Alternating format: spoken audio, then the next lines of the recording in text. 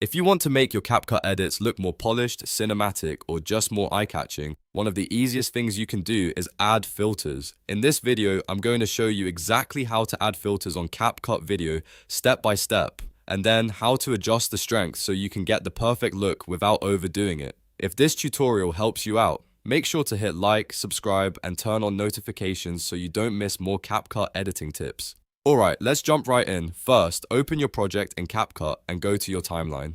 Before you do anything else, make sure you select the exact clip you want to edit. This part is important because if you don't click the target clip first, the filter may not apply where you want it to. Once your clip is selected, look toward the upper left navigation menu and click Filters. This is where CapCut keeps all of its preset filter effects, and it gives you a quick way to change the overall style of your footage. After you open the Filters panel, you'll see a range of different options depending on the version of CapCut you're using. You might notice filters that make the video brighter, warmer, cooler, softer, or more dramatic. Take your time and hover over a filter to preview how it looks. This is a really useful step because it helps you choose a filter that matches the mood of your video before you apply it. When you find one you like, you have two ways to add it. You can click the plus icon, or you can drag the filter directly into the clip box on the timeline. Both methods work, so just use whichever feels easier for you. Once you apply the filter, CapCut will attach it to the selected clip, and you should immediately see the effect on your video preview.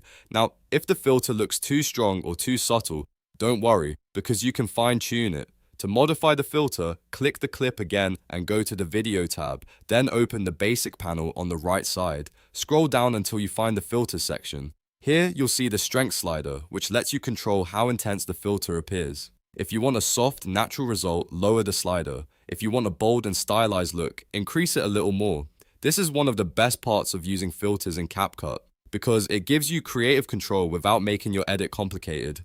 A small adjustment can completely change the mood of a video. For example, if you're editing a vlog, you may want a light, clean filter. If you're working on a dramatic montage, you may want something deeper and more cinematic. The strength slider helps you balance style and readability, so your footage still looks clear and professional. As you test different filters, it's a good idea to play back a few seconds of your clip and see how the colors look in motion. Sometimes a filter looks great on a still frame, but even better when the video is actually moving. And if you ever feel like the filter is too much, you can always return to the Basic panel and lower the strength until it feels right.